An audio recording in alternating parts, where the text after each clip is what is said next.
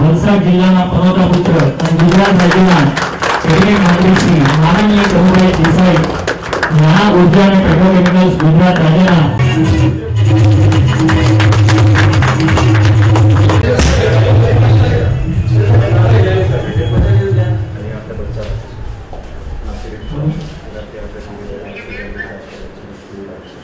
નવજાત શિશુ સારવાર કેન્દ્ર ભિલાડ આજે તકતીનું અનાવરણ અને લોકાર્પણ આપણા વલસાડ જિલ્લાના પનોતા પુત્ર અને ગુજરાત રાજ્યના કેબિનેટ મંત્રી શ્રી માનનીય પ્રભુભાઈ દેસાઈના હસ્તે ભિલાડ ખાતે આજે આપણે લોકાર્પણ જોરદાર તાળીઓથી એકવાર આપણે વધાવીએ કે આવી સેવા નાના બાળકો માટે અહીં ઉપલબ્ધ થઈ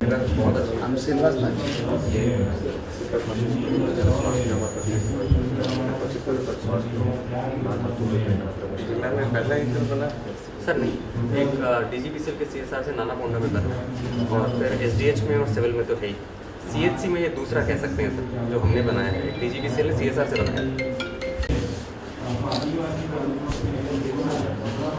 કનુભાઈ દેસાઈ સાહેબના વરદ હસ્તે લોકાર્પણ થયું છે અને નવજાત શિશુઓને એના દ્વારા સારવાર મળવાની છે.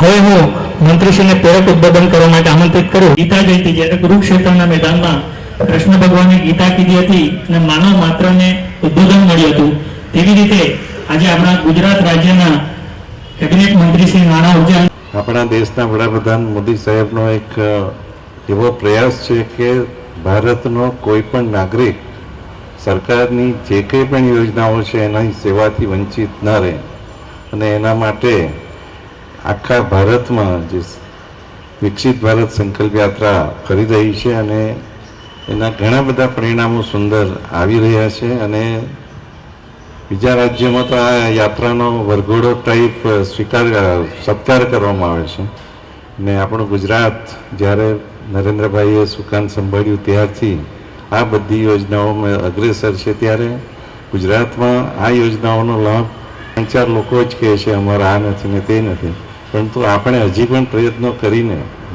દરેક નાગરિકને આયુષ્યમાન ભારત કે બીજી બધી યોજનાઓનો લાભ મળે એના પ્રયત્ન કરવા જોઈએ. રમણભાઈએ એક સુંદર ટકોર કરી કે આયુષ્યમાન ભારતના પણ કાર્ડ હોય છતાં જો કોઈને તકલીફ પડતી હોય તો એ પણ નહીં પડવી જોઈએ. અને એ સાચી વાત છે કે આપણી સરકારે જો આટલા પ્રયત્નો કર્યા હોય તો દરેક નાગરિકને એને મળતી સુવિધાઓ મળવી જ જોઈએ અને એમાં આપણે આગળ વધવું જ જોઈએ. નરેન્દ્રભાઈ જે 2047માં વિકસિત ભારત અને 2027 સુધીમાં આપણું અર્થતંત્ર જ્યારે 3જા નંબરે જવા જઈ રહ્યું છે ત્યારે ઉમરગામ ઔદ્યોગિક વિસ્તાર છે અને સાથે સાથે આપણા વિસ્તારમાં અસંખ્ય રોજગારીની તકો પણ છે. ત્યારે આપણે સૌ સરકારના પ્રયત્નમાં જોડાઈએ.